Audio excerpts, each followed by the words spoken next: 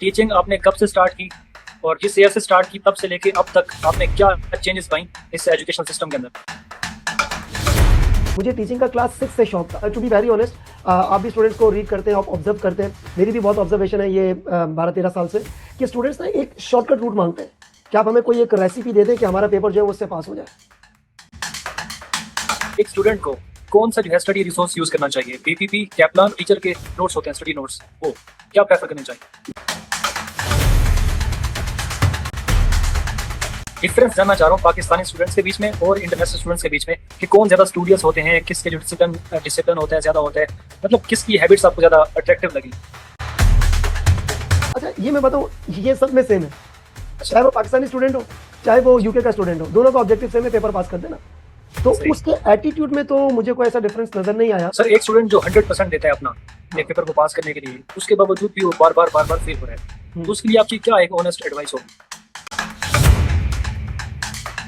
तो out of 100 she attempted 85 marks, ठीक है, और उसका रिजल्ट है, मुझे आज भी याद है क्योंकि एग्जांपल के तौर पे हम बताते हैं और मैं आपको बताता हूँ ये याद भी क्यों है।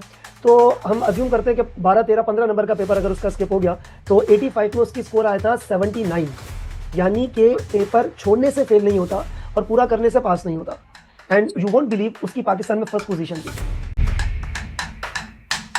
अगर फॉर एग्जांपल एक स्टूडेंट ने एसी से स्टार्ट किया और उसके शुरू से पेपर नहीं निकल रहे, तो आई थिंक उसको फिर एसी से छोड़ देना चाहिए। मोटिवेशन ना पहली बात बहुत टेम्पररी चीज़ होती है।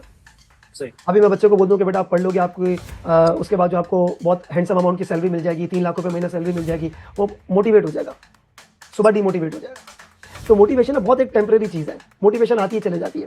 मैं स्टूडेंट को कहता हूँ डीसीएफ पे फोकस करें, डिस्काउंटेड कैश फ्लो नहीं है, डिसिप्लिन, कंसिस्टेंसी और फोकस। अगर एक स्टूडेंट का कोई डिसीजन है कि वो पाकिस्तान से बाहर सेटल होना चाहता है, तो उसके लिए सीए बेहतर है या फिर एसीसीए? मैंने सीए किया है, मैंने एसीसीए किया है। When it comes to speech somewhere and I can not speech, तो उसका कोई फायदा नहीं। किसी ने मुझसे स्टैंडर्ड पूछ लिया और मैं उसको आंसर नहीं कर पाया, ऑल द वे मुझे आता है, तो फिर उसका कोई फायदा नहीं है। अभी एसीसी वालों ने कॉन्ट्रैक्ट एक साइन भी किया है यूनिवर्सिटी ऑफ लंदन के साथ, लेकिन उसकी कास्ट अगर देखी जाए तो 3000 पाउंड है, मतलब कोई 12-13 लाख रुपए पाकिस्तानी। तो ऐसे में मतलब मेरे जैसा बंदा तो अफोर्ड नहीं कर सकता। ये स्ट्रांगली रेकमेंड करूंगा कि हमारी ही कंट्री का जो बीकॉम है ग्रेजुएशन, वो तो लाजमी करें, डिग्री तो एटलीस्ट होनी चाहिए ना। एक बंदा जो कैफ क्वालिफाइड है, वो अगर एसीसी में स्विच करता है, तो ये उसका डिसीजन कैसा है, क्या फिजिबल है या नहीं है? दूसरी बात, क्या आपको नहीं लगता कि ये काफी कॉस्ट इफेक्टिव हो जाएगा? तो अगर बाहर जाना एक वन ऑफ द ऑब्जेक्टिव है तो फिर एसीसी में स्विच करना सही है, लेकिन सीए ना छोड़े। आप एसीसी का जो स्कोप है उसको कैसा देखते हैं अगले 10-15 सालों के अंदर? आर्टिफिशियल इंटेलिजेंस को मद्देनजर रखते हुए, टेक्नोलॉजिकल डिसरप्शन को मद्देनजर रखते हुए, सब चीजों का मलूज़ हाथ रखते हुए क्या स्कोप होगा इसका 10-12-15 साल के बाद? क्या होता था, डायरीज वगैरह में हम लिख के अपना काम करते थे, अब वही काम आप कहाँ पे करेंगे? सॉफ्टवेयर के ऊपर।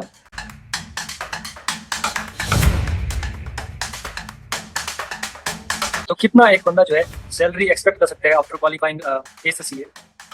ये डिपेंड करता है, ये डिपेंड करता है। जैसे एस्टिमेट बता दीजिए रफ सा।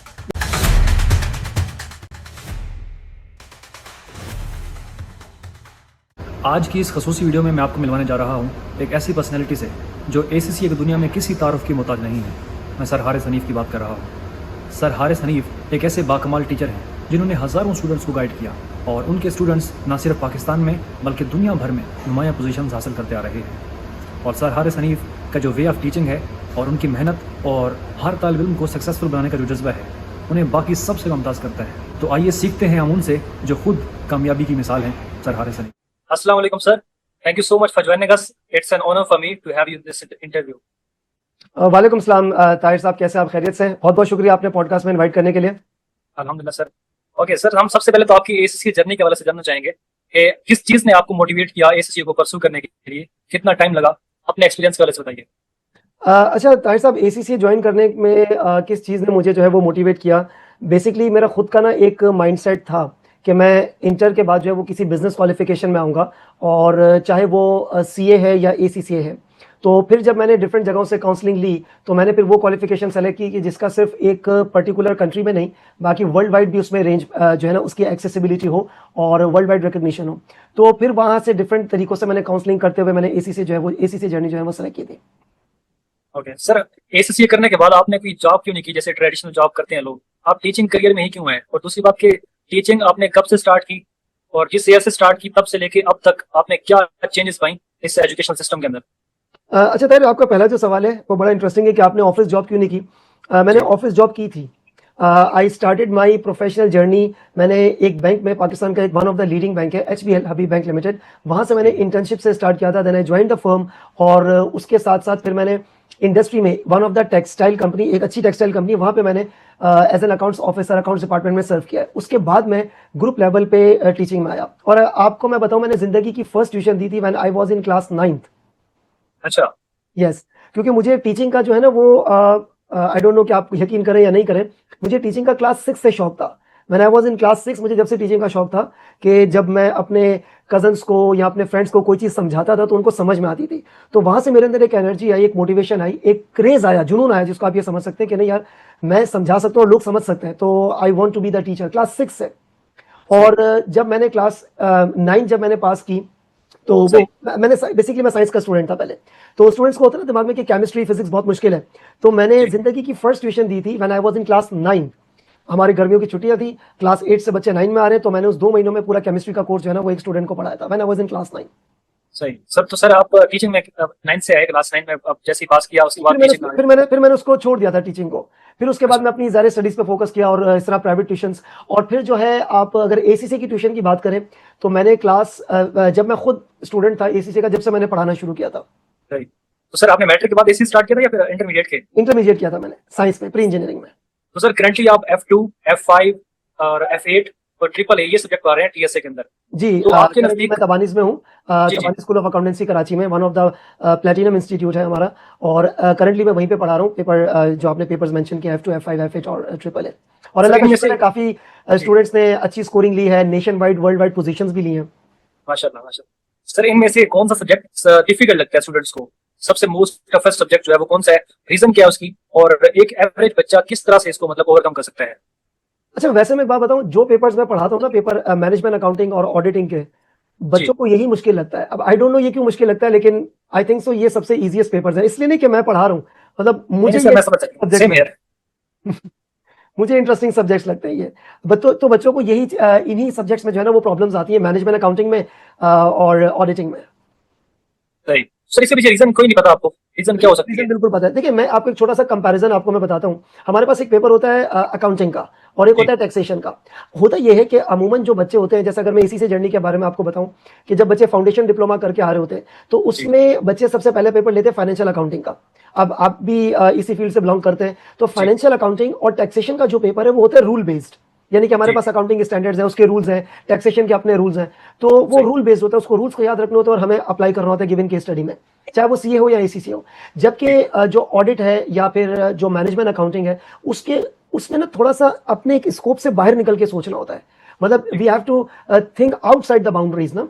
तो उसमें केस स्टडी की एप्लीकेशन आ जाती है और थोड़ा सा अपना सेंस यूज करना पड़ता है। क्वेश्चंस थोड़े से ट्रिकी आ जाते हैं when it comes to costing. So ये it may be one of the reason कि स्टूडेंट को थोड़ा सा एक एक डब्बे से, एक स्कोप से बाहर निकल के सोचना होता है। तो वहां पे स्किल्स यूज होती है, एनालिटिकल स्किल्स, जो मैं ये जी जी। समझता हूं कि स्टूडेंट्स के अंदर राइट फ्रॉम फाउंडेशन वो इम्बेड होनी चाहिए। कि जब बच्चा एसीसीए के फाउंडेशन लेवल में होता है, लाइक F2 में, F3 में या MA1 MA2 के अंदर। अच्छा, मैं पास में MA1 MA2 भी पढ़ाता हूँ करंटली, को थोड़े टाइम कमिटमेंट की वजह से थोड़ा इसको सही। गैप दिया हुआ है। बाकी ऑनलाइन लेक्चर्स वगैरह में तो ये चीज़ अवेलेबल हो जाती है।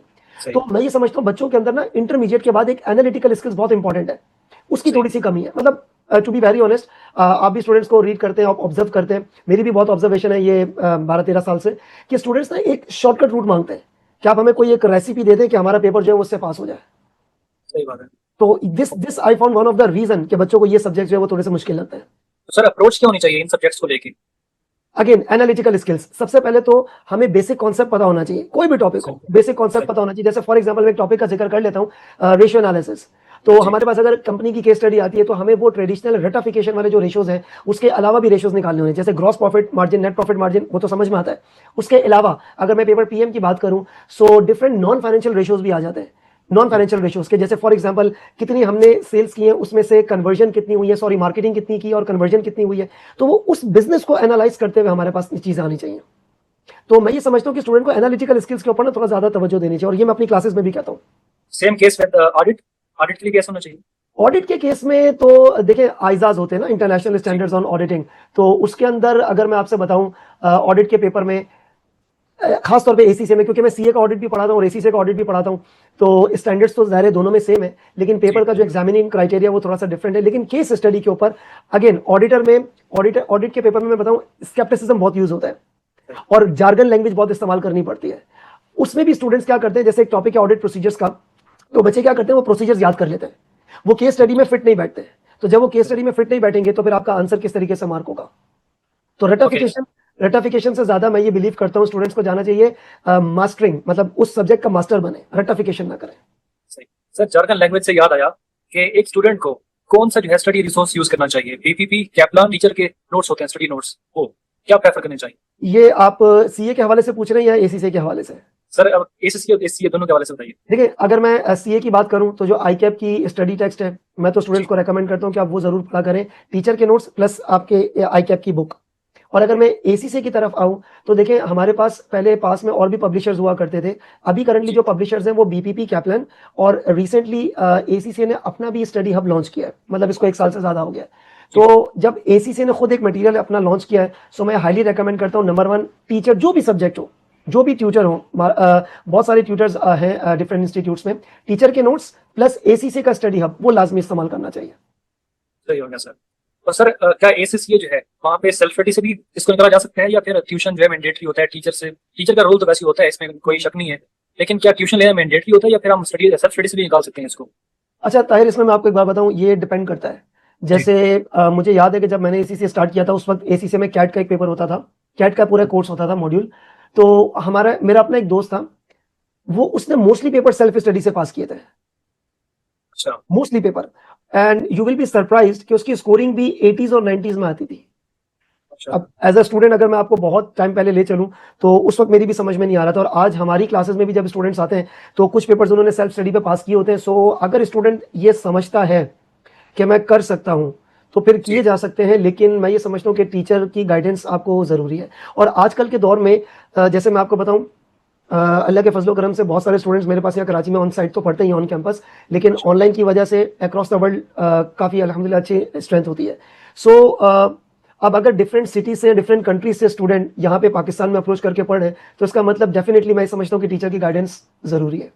मतलब दैट्स माई पर्सनल ओपिनियन, बाकी आप वेरी कर सकते हैं, ओपिनियन को चेंज कर सकते हैं। नहीं बिल्कुल ठीक कह रहे हैं सर। अब अच्छा, आपके जो इंटरनेशनल स्टूडेंट्स आपने मेंशन किया कि आपके काफी सारे स्टूडेंट्स ऐसे हैं जो आउटसाइड कंट्री भी होते हैं, तो आपको एसीसी यूके ने, एसीसी पाकिस्तान ने, एसीसी सिंगापुर ने सिलेक्ट किया था फॉर वेबिनार, तो वो एक्सपीरियंस आपका कैसा रहा?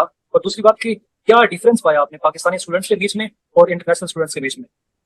अच्छा ताहिर, इसमें मैं आपको बताऊं, देखें एसीसीए क्योंकि ग्लोबली रिकॉग्नाइज बॉडी है क्वालिफिकेशन, तो ये पहले करवाया करते थे प्रैक्टिस टू पास वेबिनार, जिस तरह आईकैप में भी होता है एग्जाम से कुछ टाइम पहले जो है वो लाइव वेबिनार्स करवाते हैं। जी जी। तो एसीसीए में ये प्रैक्टिस टू पास वेबिनार के नाम से पूरी एक सीरीज होती थी, और हर अटेम्प्ट में स्टूडेंट्स को अक्रॉस द वर्ल्ड मतलब मोर देन 80 कंट्रीज के स्टूडेंट्स जो वो एट अ टाइम कनेक्ट होते थे। सो वो वेबिनार्स हम दिया करते थे। अल्लाह के फजलो करम से जो है ना, मैंने F2 का वेबिनार दिया है, F5 का दिया है, F8 का मैंने मॉक पेपर चेक करके दिया था, मैंने AAA का वेबिनार दिया है। सो उसका जो एक्सपीरियंस है ना, मतलब दैट वाज अमेजिंग, वो बहुत अच्छा एक्सपीरियंस रहा, अल्लाह का शुक्र। क्योंकि देखिए, जब हम एक पर्टिकुलर सर्कल से बाहर निकल के लोगों से मिलते हैं या लोगों से डिस्कस करते हैं तो अपने आइडियाज़ भी थोड़े से जो है ना वो इंसान अपडेट करते हुए चलता है। अब यहाँ के लोकल देखिए, स्टूडेंट होता है, अगर वो पाकिस्तान का हो या वो यूके का हो या वो यूएई का, स्टूडेंट होता है, उनका ऑब्जेक्टिव एक ही होता है, पेपर पास करना। तो उस एक्सपीरियंस से मुझे देखें, एक चीज़ मैं आपको बताऊं, लर्निंग कभी भी ख़त्म नहीं होती है। मतलब आज अल्लाह का शुक्र इस लेवल पे आने के बाद भी मैं कभी कभी ये फील करता हूँ कि मजीद कुछ चीज़ें सीखने की ज़रूरत है। जैसे एसीसीए का जो भी कोर्स है वो भी रिवाइज होने वाला है, आपको शायद इल्म होगा इसका, वो डेटा एनालिसिस, आर्टिफिशियल इंटेलिजेंस, ये कोर्सेज में ये चीज़ें इम्बेड कर रहे हैं, सस्टेनेबिलिटी के मैटर्स। तो एसीसीए के पेपर स्ट्रक्चर में भी काफ़ी चेंज आया है, तो अब ज़ाहिर है हमें भी अपनी लर्निंग को करना पड़ेगा। तो आपका जो सवाल था कि इंटरनेशनल स्टूडेंट्स के साथ जब वो मैंने ये वेबिनार देना शुरू किए थे ड्यूरिंग कोविड 2020 से, सो वो काफ़ी अच्छा एक्सपीरियंस रहा था। तो उसमें डिफरेंट कंट्रीज़ के लोग थे, और वो वेबिनार यूट्यूब पे अवेलेबल भी है, एसीसी के अपने यूट्यूब चैनल पे।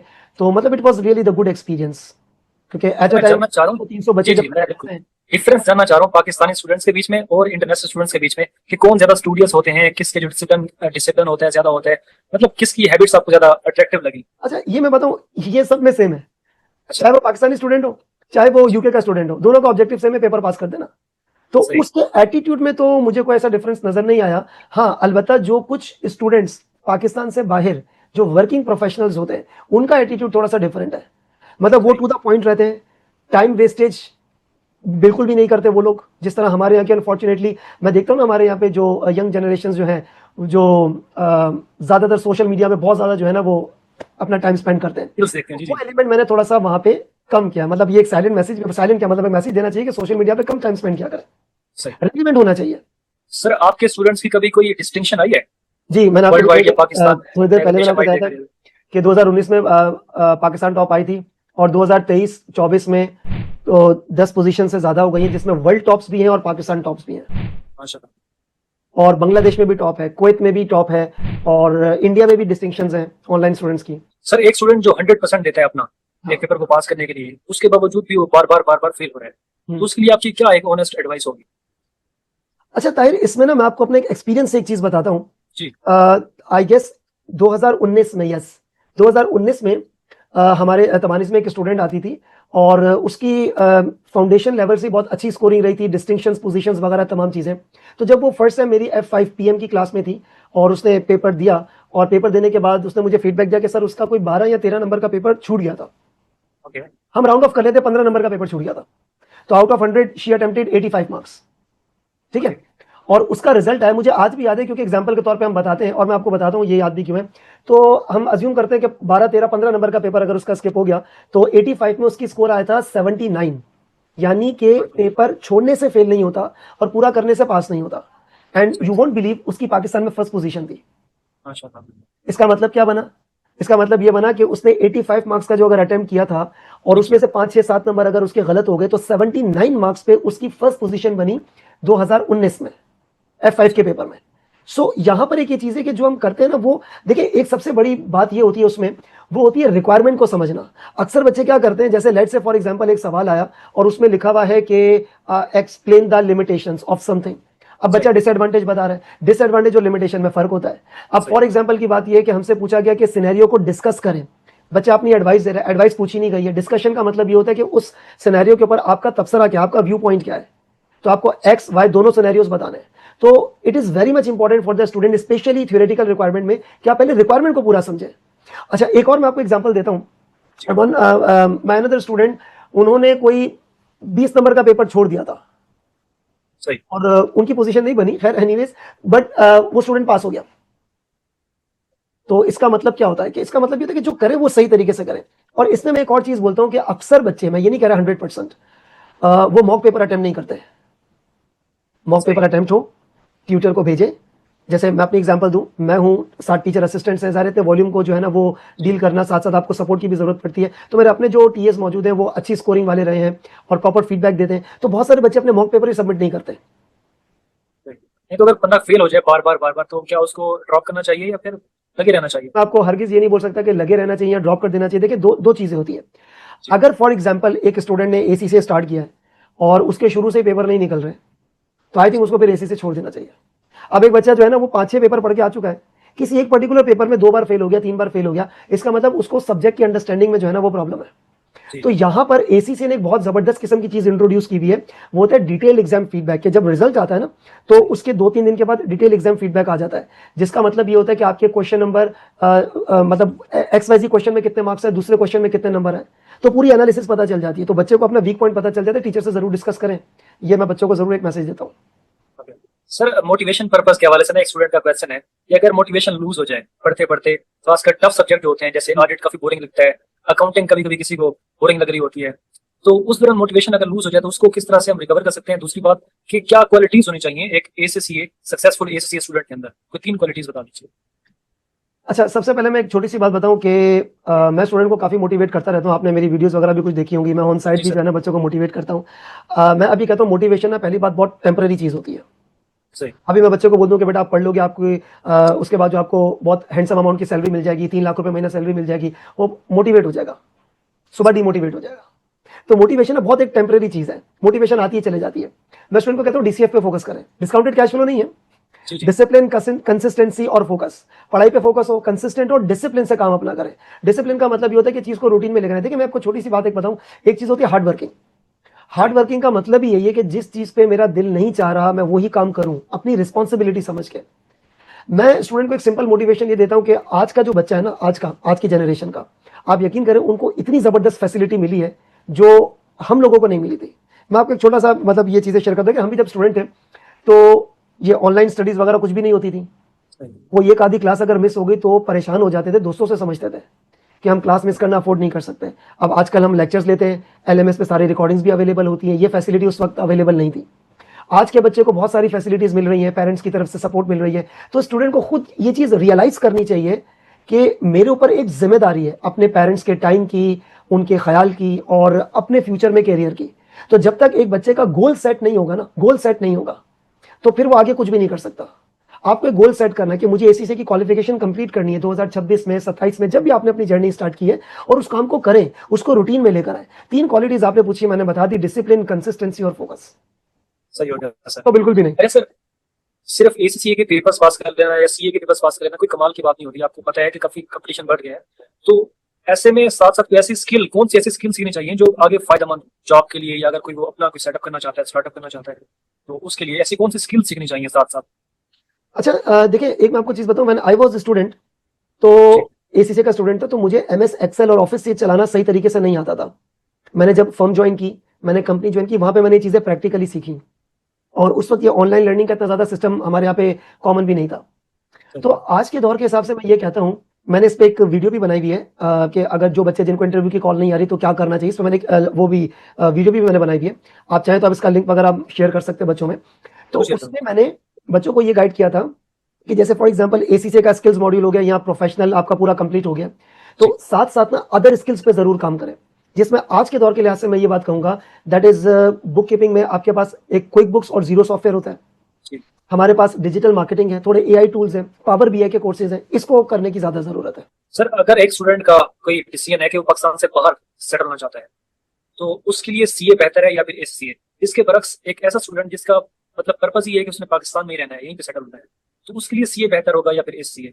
इस हवाले से बता दीजिए। जो आपने कहा कि अगर कोई स्टूडेंट अब्रॉड मूव करना चाहता है तो उसके लिए सीए या एसीसीए, देखिए इस पे ना मेरा पॉइंट ऑफ व्यू ये है कि मे बी पॉसिबल आप एग्री करें या डिसएग्री करें कि सीए हो एसीसीए हो, दोनों ही पाकिस्तान से बाहर रिकॉग्नाइज है। एसीसी थोड़ा ज्यादा रिकॉग्नाइज्ड है, और अभी आईकैप की आपने देखा होगा, आईकैप भी यूके डिग्री के लिए एलिजिबल है, कुछ वो है, तो यानी कि आईकैप भी रिकॉग्नाइज्ड है। एसीसी सीए बंदे की अपनी जो है ना वो वर्थ होनी चाहिए। फॉर एग्जाम्पल मैंने एसीसी किया है या मैंने सीए किया है, when it comes to communication I can not speak, तो फिर मेरी उस एजुकेशन का कोई फायदा नहीं होगा। मैंने सीए किया है, मैंने एसीसी किया है, when it comes to speech somewhere and I can not speech, तो उसका कोई फायदा नहीं है। किसी ने मुझसे स्टैंडर्ड पूछ लिया और मैं उसको आंसर नहीं कर पाया ऑल द वे मुझे आता है, तो फिर उसका कोई फायदा नहीं है। थोड़ी हैंड्स ऑन प्रैक्टिकल एक्सपीरियंस है तो कोई फायदा नहीं है। अगर बाहर अब्रॉड मूव करना है, बाहर जाना है, तो चाहे सीए चाहे एसीसी है, दोनों इक्वल है, लेकिन एक चीज की बहुत ज्यादा इंपॉर्टेंस है and that is the degree. Graduation की डिग्री लाजमी होनी चाहिए स्टूडेंट के पास, क्योंकि बहुत सारी कंट्रीज में ये चीज इसी पे मैं आ रहा हूँ सर, जी इसी पे मैं आ रहा हूँ, इसी क्वेश्चन पे। हाँ, तो वो डिग्री जो है ना वो जरूर होनी चाहिए। That's my point of view. Sir, Pakistan के हिसाब से बता दीजिए के अगर किसी ने पाकिस्तान में रहना हो, यहीं पे सेटल होना हो, तो उसके लिए क्या बेहतर है? क्या दोनों ही चल जाएंगे, या फिर जैसे कॉमन मिथ है या रियलिटी, आई डोंट नो, कि सीए को ज्यादा प्रेफरेंस मिलती है पाकिस्तान में एज कम्पेयर टू एससीए? इसके पीछे क्या रियलिटी? अच्छा, ये कुछ स्टूडेंट्स कहते हैं कि ये एसीसी को तरजीह नहीं देते हैं, सीए को ज्यादा प्रायोरिटी देते हैं। सो ये इट ऑल डिपेंड्स। अब आईकैप के अंदर तो भी थोड़ी सी फ्लेक्सिबिलिटी आ गई है कि फर्म के साथ साथ कंपनीज में भी है, बल्कि एसीसी में तो फ्लेक्सिबिलिटी है ही कि आप चाहे इंडस्ट्री में हो या फर्म में हो, आपको आर्टिकलशिप वगैरह की अपॉर्चुनिटी मिल जाती है, बशर्ते कि स्टूडेंट के अंदर खुद जो है ना वो एक कम्युनिकेशन स्किल्स और टेक्निकल स्किल्स हो। अभी आप डिग्री के हवाले से बात कर रहे थे कि डिग्री भी होनी चाहिए अगर आप अब्रॉड जाने का प्लान कर रहे हैं। सर, जैसे अभी हमें पता है कि एससी वालों का कॉन्ट्रैक्ट जो है वो खत्म हो जाएगा ओपीयू के साथ मई 2026 में। अभी एससी वालों ने कॉन्ट्रैक्ट एक साइन भी किया है यूनिवर्सिटी ऑफ लंदन के साथ, लेकिन उसकी कास्ट अगर देखी जाए तो 3,000 पाउंड है, मतलब कोई 12-13 लाख रुपए पाकिस्तानी। तो ऐसे में मतलब मेरे जैसा बंदा तो अफोर्ड नहीं कर सकता, तो ऐसा कोई अल्टरनेटिव ऑप्शन, या इस हिसाब से कैसे देखते हैं आप इस बात को? अच्छा देखिए, एसीसीए का एक कोलैबोरेशन था ओबीयू के साथ, ऑक्सफोर्ड ब्रुक्स यूनिवर्सिटी के साथ, जो उनका कोलैबोरेशन अब एंड हो गया है, तो यूओएल यूनिवर्सिटी ऑफ लंदन के साथ है। हाँ, एक थोड़ा चैलेंज है हम पाकिस्तानी स्टूडेंट्स के लिए विद रिस्पेक्ट टू कॉस्ट के, जो 3,000 पाउंड्स है वो तकरीबन 12-13 लाख रुपए कुछ बनते हैं, तो इतने में तो एसीसी हो जाता है। जी जी। तो इस हवाले से देखें, अगेन नंबर 1, एक स्टूडेंट वो जो अफोर्ड कर सकता है, एक स्टूडेंट वो जो एसीसी के पार्ट 2 के बाद जो है अक्सर यूके चले जाते हैं, मेरे कई स्टूडेंट्स बाहर गए हैं मास्टर्स परस्यू करने के लिए, तो वो तो खैर उस मुल्क में ही, तो वहाँ पे वो अर्न भी कर रहे होंगे। लेकिन अगर एक ये फाइनेंशियल चैलेंज आता है यूनिवर्सिटी ऑफ लंदन जो है उसको परस्यू ना करने का, तो फिर मैं ये स्ट्रांगली रेकमेंड करूंगा कि हमारी ही कंट्री का जो बीकॉम है ग्रेजुएशन वो तो लाजमी करें, डिग्री तो एटलीस्ट होनी चाहिए ना। सर ये जो डिजिटल यूनिवर्सिटी है या फिर कुछ और यूनिवर्सिटीज हैं जैसे कि अलामा इकबाल ओपन यूनिवर्सिटी, क्या यहाँ की भी डिग्री एक्सेप्टेबल हो जाती है फॉर वीजा पर्पस? जी बिल्कुल एक्सेप्टेबल होती है सही, तो डिग्री तो। अल्टरनेटिव ऑप्शन के तौर पे हम ये ले सकते हैं, अगर यूएल से अफोर्ड ना हो तो ये हम कर सकते हैं। सही बिल्कुल होगा सर। बिल्कुल कर सकते हैं। सर नेक्स्ट क्वेश्चन ये है कि एक बंदा जो कैफ क्वालिफाइड है वो अगर एससी में स्विच करता है तो ये उसका डिसीजन कैसा है, क्या फिजिबल है या नहीं है? दूसरी बात, क्या आपको नहीं लगता कि ये काफी कॉस्ट इफेक्टिव हो जाएगा अगर वो कैफ के बाद एससी में स्विच करता है तो? अच्छा, अब इसमें ना दो फैक्टर्स हैं। देखिए मैं जी आपको बता रहा हूँ, मेरी इतनी माशाल्लाह जो एक्सपीरियंस रहा है, इसमें हर किस्म के तकरीबन स्टूडेंट्स के साथ वो रहा है मामलात। तो क्या, क्योंकि मेरे अपने कैफ के स्टूडेंट्स भी एसीसी में शिफ्ट होते हैं। अब उसके पीछे ना दो पर्सपेक्टिव हम इसमें लेकर आते हैं। नंबर वन, एक बच्चा बोलता है मैं सीए छोड़ रहा हूँ। सही अब वो तो मैं उसको फिर बोलूंगा कि भाई ऐसा नहीं करो, इतना सही पीआरसी और इतनी सारी चीजें पढ़ के आगे अगर 2 पेपर रुक भी रहे तो उसको सॉर्ट आउट करें ना। सही दूसरा एक स्टूडेंट, जैसे मैं कुछ टाइम पहले मेरा एक स्टूडेंट था, वो मुझे मिला या तबानीज में, तो मुझे कहता है सर मैं एसी से करना चाह रहा हूँ, सीए का स्टूडेंट था। तो सही मैंने उसको ये चीज गाइडेंस दी, तो उसने बोला सर मेरा मेन ऑब्जेक्टिव है, मुझे बाहर जाना है। प्रोबेबली यस वो यूके की बात कर रहा था। तो अगर जी बाहर जाना एक वन ऑफ द ऑब्जेक्टिव है तो फिर एसी से में स्विच करना सही है, लेकिन सीए ना छोड़े। सही जो सही। चीज स्टार्ट की थी सीए तो कम से कम नहीं छोड़ना चाहिए उसको, लेकिन कम सर से क्योंकि जर्नी काफी ज्यादा लंबा है ना, सीए का हम देखते हैं कोई 7-8 साल एवरेज लग रहे होते हैं बच्चे को, जबकि एसीसी उसके मुकाबले में कम टाइम में हो सकता है। कम। तो नहीं तो इस 7-8 साल वाला बच्चा फेल होता है, इसलिए उसको 7-8 साल लग जाता है। सर एक एवरेज बच्चे को मतलब फेल होता ही है वो, ये तो हाँ काफी अनरियल चीज होती है कि एक बंदा सीए में है और वो फेल ना हो। हाँ। नहीं लेकिन तो अब अगेन जाहिर सी बात है, इसमें हम एवरेज बच्चे को करें और एक दूसरे के साथ कंपैरिजन भी नहीं कर सकते। सो अगर एक एवरेज लगता है तो साथ साथ उसको पैरेलल चला लें। सही बट आई स्ट्रांगली एडवाइस कि सीए की जर्नी को जरूर कंप्लीट करें। सही हो गया सर। सर आप एसीसी का जो स्कोप है उसको कैसा देखते हैं अगले 10-15 सालों के अंदर, आर्टिफिशियल इंटेलिजेंस को मद्देनजर रखते हुए, टेक्नोलॉजिकल डिसरप्शन को मद्देनजर रखते हुए, सब चीजों का मलूज़ हाथ रखते हुए क्या स्कोप होगा इसका 10-12-15 साल के बाद? ये हमारी अकाउंटेंसी क्वालिफिकेशंस का जी जी, सीए एसीसी दोनों का। मतलब आर्टिफिशियल इंटेलिजेंस के बाद वो जो एक डाउट फैला हुआ है कि जी आर्टिफिशियल इंटेलिजेंस लोगों की जॉब खा जाएगा, वो जी जी, वो ये भी है मशहूर है कि इंसानों को भी रिप्लेस कर देगा। नहीं तो फिर तो सब रोबोट्स ही घूमेंगे दुनिया में। जी जी तो देखिए इसके हवाले से ताहिर मेरा जो अपना ओपिनियन पता है क्या है, कि देखिए ट्रेडिशनली हम थोड़ा सा अगर इसको समझें, ट्रेडिशनली आप देखें, हमें कहीं ट्रैवल पे जाना होता है तो हम रिक्शा टैक्सी बुलाते हैं, सही है। सही आप ट्रेडिशनली जाके वो रिक्शे वाले से या आप टैक्सी से रेट तय करते हैं, भाई 1000 रुपये ले लो, 800 ले लो, ऐसा होता है कि नहीं होता? बेशक। अब आज भी हम वही काम कर रहे हैं, लेकिन वो करते हैं इस मोबाइल पे, एप्लीकेशन पे। यू कॉल द सही राइट बात। And you take the right and you go to your place. Exact. Same चीज यहां पर अकाउंटेंट्स के साथ भी है कि देखिए वो जॉब रिप्लेस नहीं होगी, शायद उन लोगों को चैलेंज आएगा जो ये अकाउंटिंग विद आर्टिफिशियल इंटेलिजेंस या ये जो आईटी के टूल्स हैं इसको नहीं सीखे। जो थोड़ी देर पहले मैंने आपसे कहा था कि देखिए सही अकाउंटिंग के बेसिक कॉन्सेप्ट तो चेंज नहीं होंगे, डेबिट डेबिट रहेगा, क्रेडिट क्रेडिट रहेगा, लेजर्स वैसे ही रहेंगे। लेकिन सही अब वो पहले क्या होता था, डायरीज वगैरह में हम लिख के अपना काम करते थे, अब वही काम सही आप कहां पे करेंगे? सॉफ्टवेयर के ऊपर, उन सही बात। एआई टूल्स के जरिए से। सो जब आप कोई क्वालिफिकेशन कर रहे हैं, चाहे वो एसीसी है या सीए, तो साथ सपोर्टेड विद एआई टूल्स या जो भी ये आर्टिफिशियल जो भी कंपैटिबल आपके पास सॉफ्टवेयर है, उसकी लर्निंग बहुत जरूरी है। और एसीसी तो अभी अपने सिलेबस में भी इंट्रोड्यूस करने जा रहा है। इन्होंने अनाउंसमेंट तो कर दी एसीसी वालों ने, डेटा जी एनालिसिस और जी सस्टेनेबिलिटी थिंग और डेटा एनालिसिस, और ये मतलब यही सारी चीजें जो है ये अपने करिकुलम में ऐड करने जा रहे हैं। सही हो गया।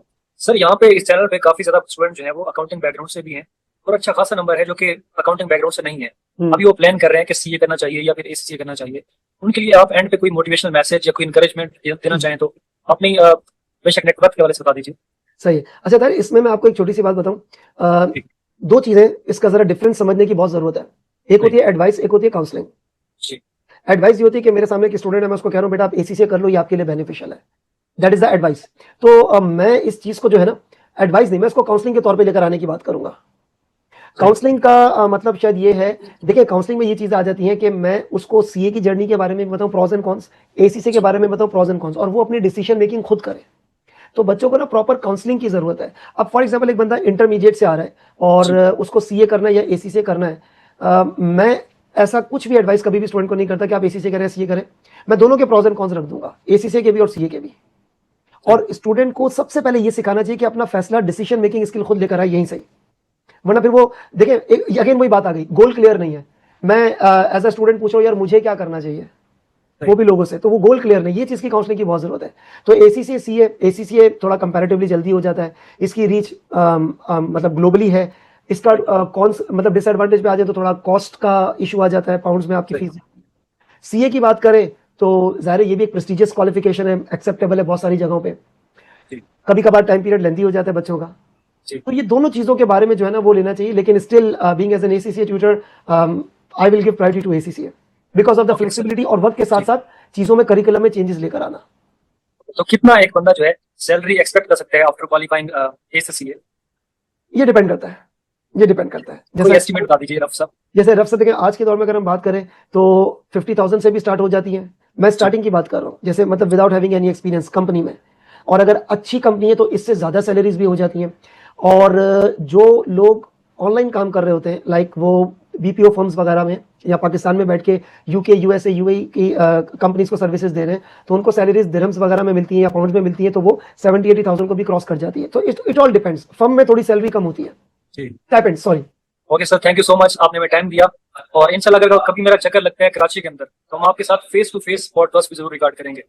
जरूर जरूर, श्योर, मोस्ट वेलकम। आप मेरे मेहमान होंगे कराची में, और अगर मेरा कभी चक्कर लगा इस्लामाबाद लाहौर तो मैं आपको वहीं पे फेस टू फेस पॉडकास्ट कर लेंगे। जरूर sir, thank you so much. Allah Hafiz. Allah Hafiz.